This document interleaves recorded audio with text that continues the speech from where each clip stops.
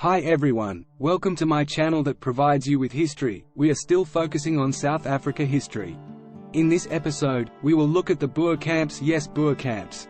During the South African War, 1899 to 1902, also known as the Second Boer War, the British implemented a policy of internment that resulted in the establishment of Boer Camps, which were camps for Boer civilians, primarily women and children.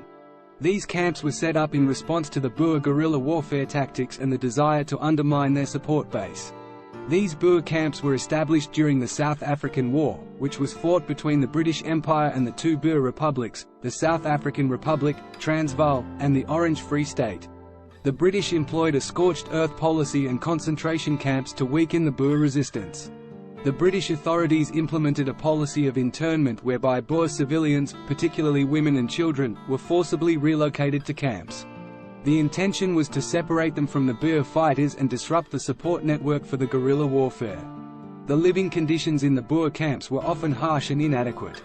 The camps were overcrowded, and the inhabitants suffered from poor sanitation, inadequate food and water supplies, and limited health care. These conditions led to a high mortality rate, particularly among children, due to diseases such as measles, typhoid, and dysentery. The Boer camps were scattered throughout the regions of South Africa that were under British control. Some of the larger camps were established in Bloemfontein, Mafeking, Potchefstroom, and Pretoria. The exact number and locations of the camps varied over time. There were both official and unofficial Boer camps. The official camps were established by the British military, while the unofficial camps were often set up by local communities to provide shelter and support for displaced Boer families. These camps housed an estimated 116,000 individuals, the majority of whom were women and children. The exact number of people in the camps fluctuated throughout the war as families were relocated, released, or as casualties occurred. The Boer camps have been subject to criticism and controversy. The high mortality rates, inadequate living conditions, and accusations of mistreatment by British authorities led to international condemnation and public outcry. The camps became a humanitarian crisis and a significant factor in shaping public opinion regarding the conduct of the war. It's important to note that the establishment and conditions of the Boer camps were a contentious and distressing aspect of the South African War, leaving a lasting impact on the history and memory of the conflict.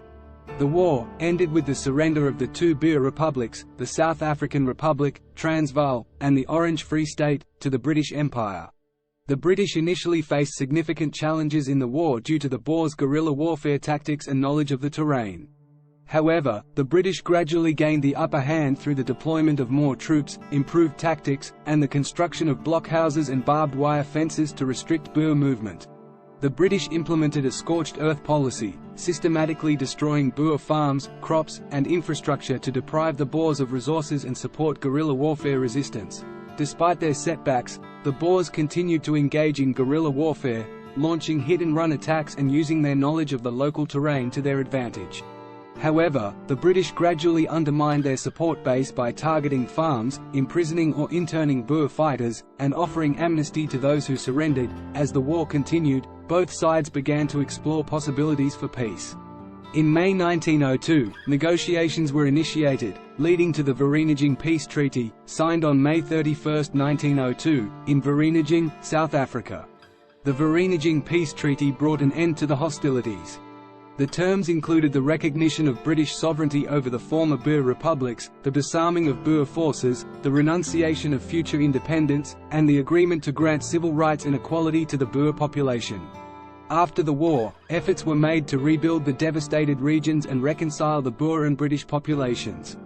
The British implemented policies to integrate the Boer republics into a unified South Africa under British control, leading to the establishment of the Union of South Africa in 1910. The Second Boer War had profound and lasting effects on South Africa. The war and the British tactics, such as the scorched earth policy and concentration camps, left scars on the collective memory of the Boer population and contributed to the development of Afrikaner nationalism.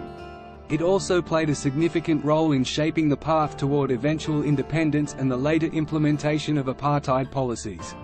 Did this influence how the Afrikaners treated the population of people of color after gaining power? Source: Bibliography, References Entry, OpenAI. 2023, June 17. Remember, understanding the past helps us shape a better future. If you liked the content, consider subscribing, like and comment for more South African history videos. And